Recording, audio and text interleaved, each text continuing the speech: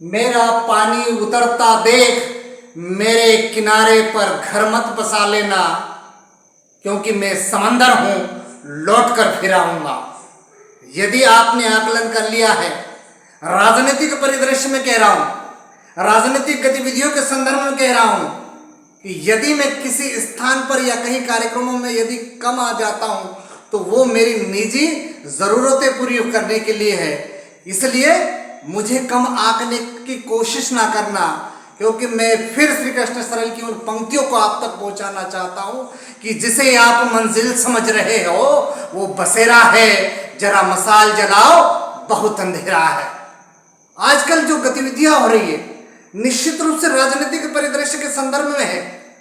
कई पार्टियां शक्ति प्रदर्शन में लगी है, कई सामाजिक संगठन देश में ऐसी ताकत झोंकने का प्रयास कर रहे हैं जो आने वाले समय में सत्ता की चाबी लेना चाहते हैं। और सत्ता की चाबी लेने का अधिकार हर वर्ग को है, हर जाति को है, हर समाज को है, हर शोषित, वंचित और दलित पीड़ित वर्ग लोगों के लिए है। जो चाबी दी है वो परम पूज्य डॉक्टर बाबा साहब भीमराव। अब कुछ दिन पहले सेंधवा में अंतरराष्ट्रीय आदिवासी दिवस का जिला स्तरीय कार्यक्रम मनाया गया। उस जिला स्तरीय कार्यक्रम में आदिवासी की संस्कृति, आदिवासी का विकास, आदिवासी के हक और अधिकार को लेकर जो पहले चर्चाएं हुआ करती थी, शायद अब कुछ कमी है। इस बात को भली भांति समझते हैं, इस बात से परिचित है। इसलिए मैं आप लोगों से बात करने के लिए आया हूं कि उसमें एक अलग चीज उभर कर सामने आई और देखने में आया कि आदिवासी समाज अत्यंत आक्रोशित है।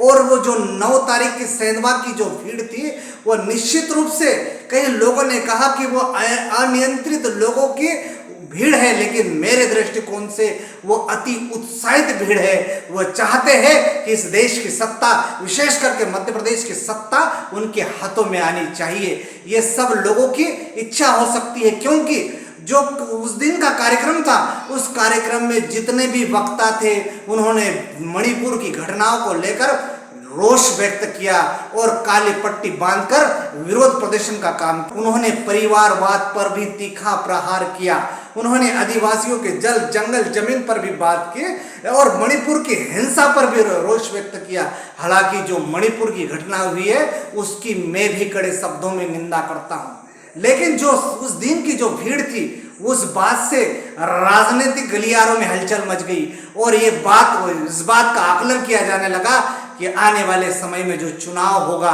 वो बहुत ही बड़ा परिवर्तन लेकर आएगा और सभी को चकाचौंध कर सकता है, सभी को पशोपेश की स्थिति में डाल सकता है। ये उस दिन की स्थिति का आकलन कई राजनेताओं ने, कई राजनीतिक परिदृश्य के लोगों ने, कई पत्रकारों ने, कई बुद्धिजीवी ने किया है। उसी तारतम्य में आज यानी कि आज के दिन सेंधवा में भी भारतीय जनता पार्टी के द्वारा एक बड़ी कार्यकर्ता सम्मेलन की बैठक रखी गई, जिससे कार्यकर्ता सम्मेलन में ये प्रेस नोट के माध्यम से जानकारी मिली थी कि लगभग 8000 कार्यकर्ता होंगे। हालांकि जो वीडियो में अभी आपसे मेरे से पहले जो दिखाऊंगा उसमें आप दर्शकों को आकलन करना है कि भीड़ कितनी थी या कितनी नहीं थी, लेकिन ये कार्यकर्ता थे और कार्यकर्ता अनुशासित होते हैं और कार्यकर्ताओं की भीड़ नहीं होती है, एक उनका समूह होता है जो आने वाले समय में परिवर्तन ला सकता है।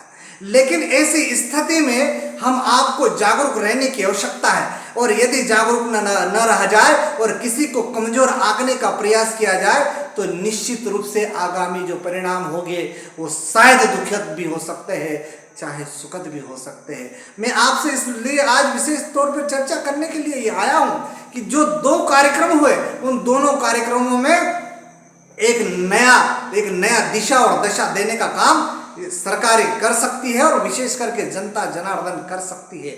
अब बात करते हैं कि आखिर ऐसी स्थिति क्या बनी कि मुझे इस प्रकार का आक्रोश होना पड़ा।